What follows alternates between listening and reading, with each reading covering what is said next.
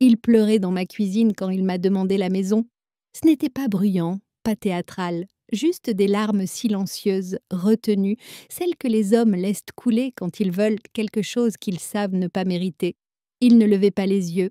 Il fixait ses mains posées sur la nappe en coton bleu que j'avais repassée le matin même, cette même table où il faisait ses devoirs quand il avait 12 ans, où je posais son bol de chocolat chaud après l'école. Il m'a dit que cette maison représentait tout pour lui, qu'il ne pouvait pas imaginer quelqu'un d'autre y vivre un jour, si jamais il m'arrivait quelque chose. Je me souviens avoir pris un essuie-tout dans le tiroir et l'avoir glissé vers lui. Il a esquissé un rire bref, gêné, comme s'il venait de se surprendre lui-même. Puis il m'a regardé pour la première fois depuis qu'il était arrivé, avec ses yeux d'enfant qu'il avait quand il avait peur du noir. Et il a prononcé ces mots que je me répète depuis plus d'1 an maintenant. Si tu me la donnes, je te le jure, on viendra tous les dimanches. Moi et les petits, ça leur fera du bien. Et toi aussi. J'ai hoché la tête sans réfléchir. J'avais envie de le croire. Je m'appelle Elisabeth Moreau. J'ai 80 ans et je parle rarement ces derniers temps, sauf quand on me pose une question directe. Mais je vais dire ceci maintenant, parce que ça me pèse trop. J'ai donné à mon fils la maison où il est né, celle pour laquelle j'ai trimé, que j'ai tenue debout, nettoyée, remplie de souvenirs et d'amour. Et après lui avoir remis les clés, je ne l'ai plus jamais revu. Je n'ai jamais osé le dire à voix haute, jusqu'à aujourd'hui. Tout a commencé ce jour-là, quand il est venu me voir avec des larmes dans les yeux et des promesses sur les lèvres. Ça a commencé à cette table de cuisine, avec ses mains qui tremblaient à peine, et moi, prête à croire qu'il avait encore besoin de moi, prête à croire que je comptais encore. Le lendemain matin, j'ai pris le téléphone sans hésiter. Le notaire s'appelait Maître Lefebvre. Il avait un bureau dans une petite rue près de la mairie de Clamart, un endroit tranquille avec des volets peints en gris clair et une salle d'attente où l'on pouvait entendre le tic-tac d'une pendule murale. Mon fils, Mathieu, avait tout préparé à l'avance. Il m'avait dit que ce serait rapide, juste une signature, une formalité pour que la maison reste dans la famille. Il m'avait regardé avec un sourire attendri, posé une main sur la mienne et ajouté doucement que c'était ce que papa aurait voulu. J'ai signé sans poser de questions. Le notaire a lu à voix haute quelques lignes, des phrases sèches et légales que je n'ai pas vraiment écoutées. Mon fils hochait la tête à chaque paragraphe. Alors j'ai fait de même. Je ne voulais pas compliquer les choses. C'était mon fils, mon seul enfant. Quand nous sommes sortis, il m'a serré contre lui avec une force qui m'a surprise. Il a dit qu'il passerait dès dimanche avec Léa et les enfants, qu'ils apporteraient des viennoiseries. Il m'a demandé si je pouvais préparer une tarte aux pommes, comme quand il était petit. J'ai ri. Bien sûr que je pouvais. Ce dimanche-là, je me suis levée tôt. J'ai pelé 6 pommes de reinette soigneusement, préparé la pâte sablée à la main, comme je l'avais toujours fait. J'ai dressé la table dans la salle à manger, avec la nappe brodée de ma mère et les assiettes à fleurs que je ne sortais que pour les occasions. J'ai mis un bouquet de pivoine au centre. Tout était prêt à 11 heures. À midi, je me suis assise dans le fauteuil près de la fenêtre. J'ai regardé la rue. Il faisait beau, un de ces dimanches doux de mai où l'air sent la glycine et les graviers chauffés par le soleil. J'ai regardé chaque voiture passer, chaque pas sur le trottoir. À 13 heures, la tarte était encore tiède. À 14 heures, elle avait refroidi. Ils ne sont pas venus. Pas de message. Pas d'appel. Rien. À 16 heures, j'ai couvert la tarte d'un torchon propre et je l'ai posée au réfrigérateur. J'ai replié la nappe, rangé les assiettes sans les avoir utilisées. J'ai balayé la cuisine sans savoir pourquoi. Lundi matin, j'ai appelé. Il n'a pas décroché. J'ai laissé un message, simple, poli, presque timide. J'ai dit que j'espérais que tout allait bien, que les enfants n'étaient pas malades. J'ai dit que la tarte serait encore bonne un jour ou deux. Puis j'ai raccroché. Je me suis sentie ridicule. Mais je n'étais pas encore inquiète. Pas encore. Je voulais juste croire que c'était un oubli, un contretemps, un de ces petits accrochages de la vie. Je ne savais pas encore que ce dimanche-là serait le début d'un long silence. Les dimanches ont continué à venir et à passer. La semaine suivante, j'ai refait une tarte, cette fois aux poires. Je l'ai laissée tiédir sur le rebord de la fenêtre pendant que je repassais une chemise en lin écru, celle que j'aimais porter les jours où je voulais me sentir soignée. J'ai dressé la table à nouveau, une seule assiette cette fois, au cas où. Je me suis dit qu'il passerait peu de temps, peut-être juste pour un café, entre deux sorties, entre les devoirs et la routine du soir. Mais à midi, toujours rien. À 14 heures, la lumière a changé dans la maison. Le soleil ne frappait plus les vitres. Et j'ai ressenti cette sensation étrange, comme une pièce qui devient trop grande, trop vide d'un coup. À 15 heures, j'ai rangé la tarte sans même la goûter. Puis, je suis montée me coucher. Pas pour dormir, non, juste pour m'éloigner de cette attente. Je me suis mise à faire des excuses pour lui. Peut-être qu'ils avaient eu un empêchement. Peut-être qu'un des petits avait de la fièvre. Peut-être que Léa travaillait le week-end et qu'il ne voulait pas venir seul. Peut-être qu'il avait honte, je ne sais pas. J'ai même envisagé l'idée que mon message avait été effacé par erreur ou que son téléphone était cassé. Je lui ai envoyé un SMS « J'espère que tout va bien, j'ai pensé à vous aujourd'hui ». Aucune réponse. Un jeudi, j'ai appelé la garderie où allait son plus jeune.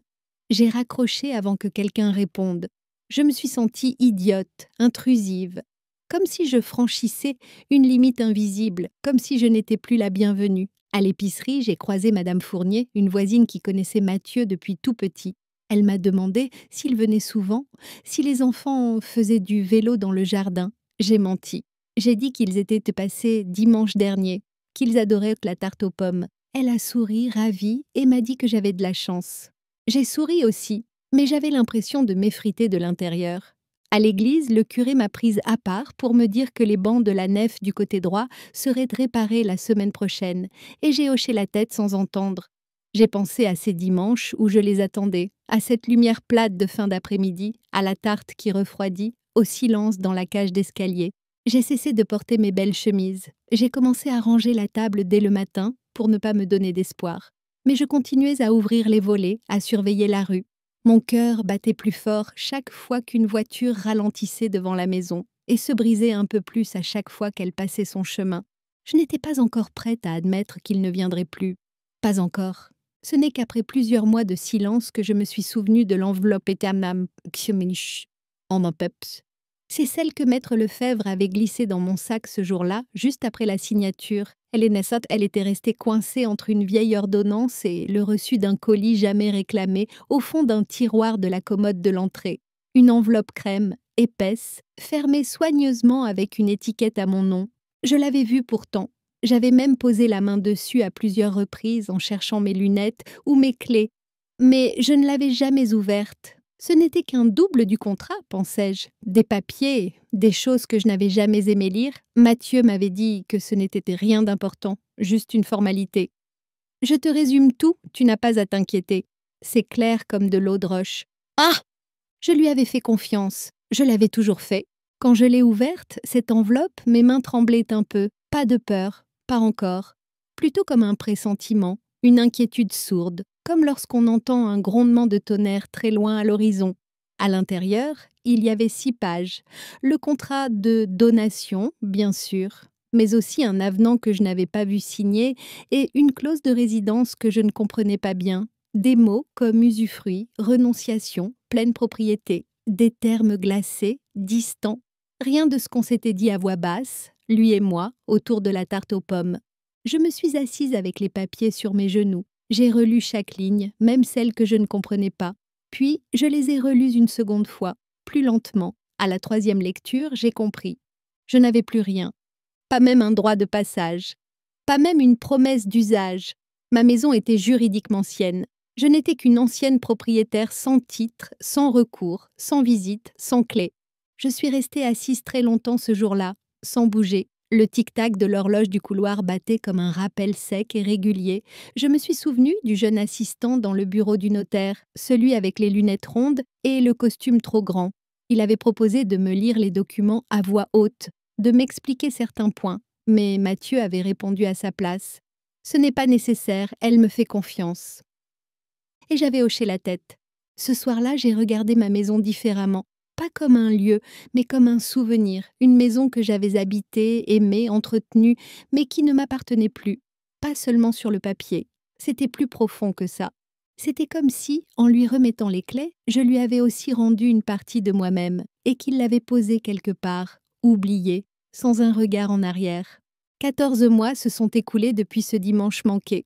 Ma maison n'est plus qu'un souvenir rangé dans un acte notarié que je n'ai jamais voulu relire. Aujourd'hui, je vis dans un petit 2 pièces à Montrouge, une location discrète que je paie avec ma retraite et les quelques économies qu'il me reste. Les murs sont propres, le parquet est neuf, mais tout y est trop silencieux. C'est un logement fonctionnel, sans passé, sans rire incrusté dans les lattes du plancher. Je ne suis jamais retournée dans ma maison, pas même une fois, pas même en rêve.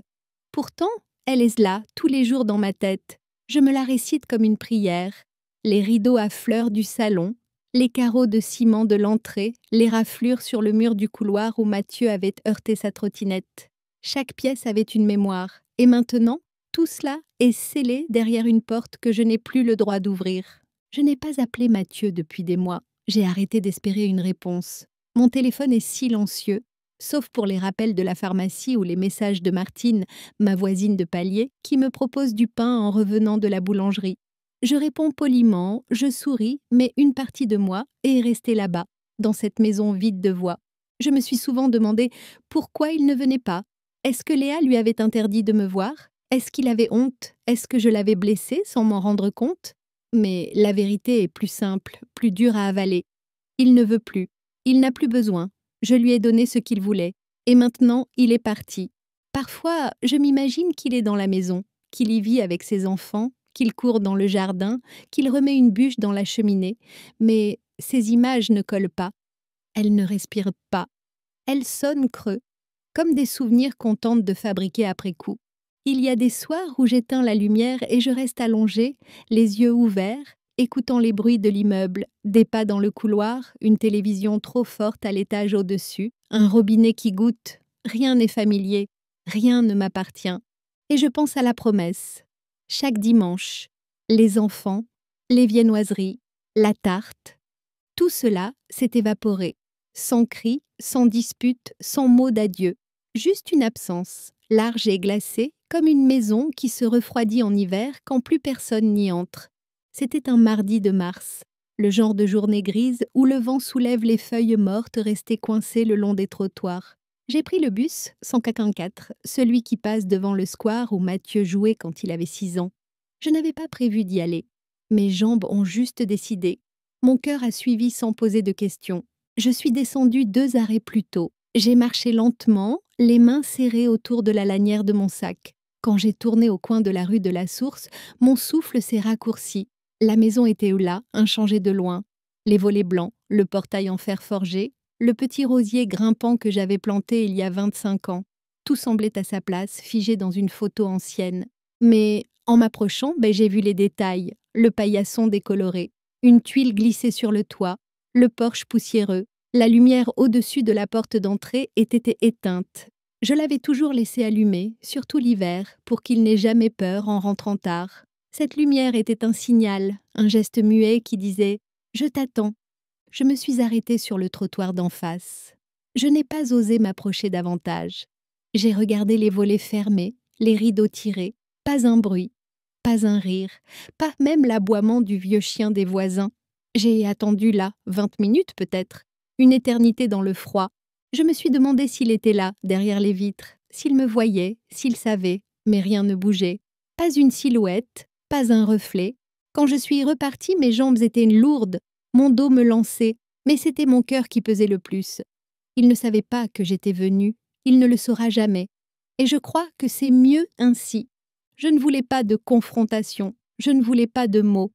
Je voulais juste vérifier si la maison respirait encore. Si elle vivait sans moi, ce jour-là, j'ai compris qu'elle était figée, comme moi. Je n'arrivais pas à détourner les yeux de cette lumière éteinte au-dessus du porche. C'était un petit détail, un fil électrique discret, une ampoule blanche sous une armature en fer noir. Mais c'était plus que ça. C'était un symbole. Je l'avais allumé tous les soirs pendant 38 ans, même quand il était adolescent, même quand il rentrait tard sans prévenir, même quand il me faisait pleurer. Je l'avais laissé allumer, parce qu'un enfant a le droit de savoir qu'on l'attend. Et là, elle était morte. Je suis rentrée chez moi. Sans passer par le centre, j'ai évité la librairie où j'achetais ses cahiers pincés de rentrée, la boulangerie où il allait chercher des chouquettes en rentrant de l'école. Je ne voulais pas croiser d'autres fantômes. En m'asseyant dans ma cuisine, j'ai regardé la lampe au-dessus de mon évier. Une ampoule basse consommation, froide, impersonnelle.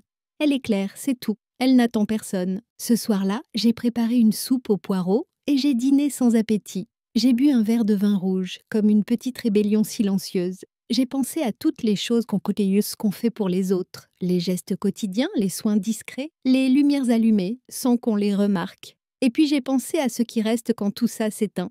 Ce qui reste, c'est soi-même, rien d'autre. Je n'ai plus jamais refait de tarte. Un jour, j'ai rangé mes livres de recettes dans un carton, puis le carton dans le placard du couloir. Je n'ai pas eu le courage de les jeter, mais je ne voulais plus les voir. Trop de souvenirs, trop de promesses non tenues entre les pages jaunies. J'ai même offert mon moule à tarte à Martine sous prétexte qu'elle faisait bien mieux les fonds de pâte que moi. Elle n'a pas posé de questions, elle a juste souri. Mon calendrier est resté vierge pendant des mois. Plus de petits cœurs dessinés le dimanche, plus de déjeuner avec les enfants en lettres bleues. Juste des casus blanches et un silence épais qui s'étirait d'une semaine à l'autre. Le dimanche est devenu un jour comme les autres, mais aussi un rappel, un jour où le vide se fait plus fort, plus visible, où chaque bruit extérieur me fait sursauter, espérant entendre une sonnerie, un coup de klaxon, une voix d'enfant. Mais il n'y a rien. Je me suis installée dans une nouvelle routine, une promenade le matin, un peu de tricot, la radio en fond, le marché le jeudi, la bibliothèque le samedi. Le dimanche, je ne sors pas. Je ferme les volets plus tôt. Je laisse la télé allumée sans vraiment regarder. Ce n'est pas une douleur vive, ce n'est plus un choc. C'est une fatigue, un creux au fond du ventre, un manque qui ne crie plus mais qui reste. J'ai cessé de me faire des scénarios. J'ai arrêté d'attendre des explications. Il n'y aura pas de mots, pas d'excuses, pas de retour. Et maintenant, je le sais. Il est posé là, sur l'étagère en bois clair près de la fenêtre, ce vieux cadre photo en argent un peu terni, celui que j'avais reçu pour mes 50 ans. À l'intérieur, une photo de Mathieu, 10 ans à peine, les bras levés sur le perron, un sourire trop large pour son visage. Il porte son cartable sur une épaule, il venait de rentrer de l'école. C'était un lundi de septembre, je m'en souviens parce qu'il pleuvait un peu ce jour-là et que ses cheveux collaient à son front. Je regarde cette photo chaque matin. Je ne sais pas pourquoi je la garde là, juste au coin de la lumière. Peut-être parce que je veux encore me souvenir de lui à cet âge-là, avant les silences, avant les contrats, avant qu'il ne devienne un homme qui savait comment obtenir ce qu'il voulait avec quelques mots tendres et un regard baissé. Parfois, je lui parle. Pas à voix haute, pas vraiment. Mais dans ma tête, je lui raconte ces choses simples. Ce que j'ai vu au marché, les nouvelles de Martine, une émission de radio que j'ai aimée. Ce n'est pas un monologue, c'est une habitude. Et puisque je regarde le fond de la photo, le Porsche derrière lui, ce même Porsche que j'ai vu il y a quelques semaines, vide, silencieux, avec la lumière éteinte. Il ne savait pas que j'étais venue. Il ne saura jamais que j'ai attendu en bas, comme une étrangère. Le cadre devient un rappel discret, pas une douleur, une certitude, celle que l'amour qu'on donne ne garantit rien, ni reconnaissance ni retour, seulement la mémoire de l'avoir donnée. Je n'ai jamais changé la photo, je pourrais, pourtant. J'en ai d'autres, des plus récentes, mais dans celle-ci, il m'appartenait encore un peu. Il était encore ce petit garçon qui rentrait de l'école et courait vers moi, avant qu'il n'apprenne à détourner les yeux. Je ne saurais dire quand j'ai compris. Ce n'était pas une révélation brutale, mais un lent glissement, comme une nappe d'eau qui s'infiltre sous une porte sans qu'on la remarque d'abord. Ce sont les détails qui ont construit la vérité, les prêts qu'il avait sollicités, les promesses qu'il avait faites et qu'il n'a jamais tenues, la voiture que je l'avais aidé à acheter, les frais de son école d'ingénieur, les vacances qu'il disait « impossible sans toi, maman ». Chaque fois, il m'avait regardée avec ses yeux suppliants et chaque fois, j'avais dit oui. Parce qu'on ne refuse pas à son enfant, parce qu'on pense que c'est provisoire, qu'un jour, il rendra l'appareil, qu'il se souviendra. Mais il ne s'est jamais souvenu, il a juste appris que je céderai. Je me suis revue dans le bureau du notaire, signant sans lire, dans ma cuisine, préparant des tartes qui n'ont jamais été mangées, dans le froid de ce trottoir, fixant une porte qui ne s'ouvrirait jamais. Je n'étais pas naïve. J'étais une mère qui avait cru que l'amour était une forme de contrat silencieux. Donne, et tu recevras, offre, et tu seras aimé. Mais ce n'est pas ainsi que cela fonctionne. Il a pris ce qu'il lui fallait, et maintenant que je n'ai plus rien à lui offrir, il ne voit plus l'intérêt de venir. Il ne me hait pas, il ne m'en veut pas, il m'a simplement rangée, comme on range une assiette ébréchée dans un placard qu'on n'ouvre plus. Et moi, je commence seulement à comprendre que je ne suis pas responsable de son absence. Je suis responsable de mon silence, de mon attente, de mes espoirs, mais pas de ses choix. Je l'ai écrite un soir de mai. Il pleuvait dehors, une pluie fine, presque silencieuse, celle qui rend la nuit plus lente. J'avais allumé la lampe du salon, pris un carnet à spirale et j'ai commencé à écrire. Pas sur l'ordinateur, non. À la main, lentement. Je ne savais pas vraiment ce que je voulais dire. Je n'avais pas de colère en moi, pas de réclamation. Juste cette envie d'ordonner mes pensées, de les déposer quelque part. Une lettre à mon fils, mais aussi une lettre à moi-même. J'y ai mis les souvenirs tendres. Le pain perdu du mercredi, les jeux dans le grenier, les nuits d'orage où je lui chantais pour qu'il s'endorme. J'ai aussi parlé des absences, de mes attentes, du porche éteint. Je n'ai pas accusé, je n'ai pas pleuré sur le papier. J'ai juste décrit ce que j'avais ressenti, ce que je ressentais encore. Quand j'ai eu terminé, j'ai plié la lettre soigneusement. Je l'ai glissée dans une enveloppe blanche, sans adresse, puis je l'ai insérée derrière la photo dans le cadre. Elle est là maintenant, cachée mais présente. Ce n'est pas un cri ni une revanche, c'est un témoignage. Je ne veux pas qu'il la lise, je ne veux pas qu'il la reçoive. Elle n'est pas pour lui. Elle est pour moi. Une manière de dire « j'ai vécu cela, j'en ai souffert, mais je l'ai traversé ». Ce matin-là, j'ai franchi les portes de la bibliothèque municipale de Montrouge. C'était lumineux, silencieux, presque apaisant. Une bibliothécaire m'a accueilli avec un sourire doux. Je lui ai dit que je voulais faire du bénévolat, lire des histoires aux enfants. Elle m'a répondu qu'il cherchait justement quelqu'un pour le mercredi après-midi. La première fois que je me suis assise dans le coin lecture, j'avais un peu peur. Peur que ma voix tremble, peur que les enfants s'ennuient. Mais ils ont écouté, les yeux grands ouverts. Certains posaient des questions, d'autres riaient, d'autres encore se serraient contre leur doudou sans rien dire. Et moi, je me suis sentie exister. Chaque mercredi, je choisis mes livres avec soin. Je m'habille avec un peu plus d'attention. Je me coiffe, je me maquille, parfois. Ce sont de petits gestes, mais ils ont du poids. Je n'attends plus les dimanches. Je n'attends plus de coups de fil. Je me donne à ces moments-là, à ces enfants qui n'ont rien à me devoir, qui ne me promettent rien, et pourtant, je reçois d'eux une présence sincère, fragile et réelle. Ce n'est pas une revanche, ce n'est pas un remplacement, c'est autre chose, une paix discrète, une lumière qui ne s'éteint pas. Je suis repassée devant la maison une dernière fois. Ce n'était pas prévu. J'étais dans le quartier pour un rendez-vous médical. Mon bus passait par là, et au lieu de regarder ailleurs, j'ai levé les yeux. Elle était là, immobile, sans mouvement, sans vie. Mais cette fois, je n'ai pas ralenti. Je n'ai pas marché jusqu'au trottoir. Je n'ai pas attendu. Je me suis contentée de la regarder comme on regarde un endroit familier dans un vieux film. On sait ce qu'il représente, mais on n'a plus besoin d'y retourner. Le perron n'est plus un symbole. Ce n'est plus un seuil. Ce n'est qu'un lieu, du bois, de la pierre, un peu de poussière. La lumière au-dessus de la porte était toujours éteinte, et pour la première fois, ça ne m'a rien fait. Je me suis tournée vers la vitre du bus, et j'ai souri. Il n'y a plus de fantômes dans cette maison. Je les ai laissés partir.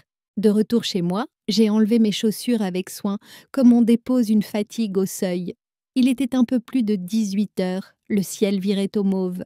Cette lumière douce de fin de journée que j'aime tant.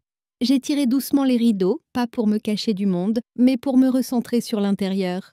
Sur ma table basse, une tasse vide et un petit carnet où je note les prénoms des enfants de la bibliothèque. Chaque semaine, j'essaie de retenir leurs voix, leurs questions, les histoires qu'ils préfèrent. C'est devenu mon rythme, mon espace. J'ai allumé la bouilloire. J'ai sorti un sachet de thé à la verveine. Pas de tarte au four, pas de table dressée, pas de visite prévue. Et pour la première fois, cela ne m'a pas fait mal. Il n'y avait pas de vide, juste du calme. Je me suis assise dans mon fauteuil près de la fenêtre. La lumière filtrait à travers les rideaux en dentelle. Le cadre photo était là, fidèle, discret. La lettre, toujours cachée derrière. Mais je ne l'ai pas regardé cette fois. Je n'en avais pas besoin, parce qu'il ne s'agissait plus de lui. Il ne s'agissait plus de ce qu'il avait pris ou oublié. Il s'agissait de moi, de ce que j'avais donné, de ce que j'avais appris, de ce que je construisais encore. J'ai si longtemps cru que la douleur viendrait toujours de l'extérieur, d'un mot dur, d'une absence prolongée, d'un silence. Mais elle naissait surtout de ce que je refusais d'accepter, de cette attente figée, de ce besoin d'être reconnu, d'être retrouvé. Et là, dans cette pièce modeste mais à moi, dans ce silence qui ne me pesait plus, j'ai compris que je n'attendais plus. Je n'avais plus besoin de la lumière du porche, je n'avais plus besoin du dimanche, je n'avais plus besoin d'être prouvée par l'autre. J'existais. Et c'était suffisant. Alors j'ai bu mon thé lentement, en fermant les yeux un moment. Je me suis sentie légère, pas heureuse, pas euphorique, mais en paix. Enfin! Je n'ai pas su quand le jour a glissé vers la nuit. Je n'ai pas allumé la lumière tout de suite. Je suis restée là à écouter le silence comme on écoute une musique ancienne, familière. Personne ne viendra frapper à ma porte ce soir. Et ce n'est plus une tragédie, c'est une liberté.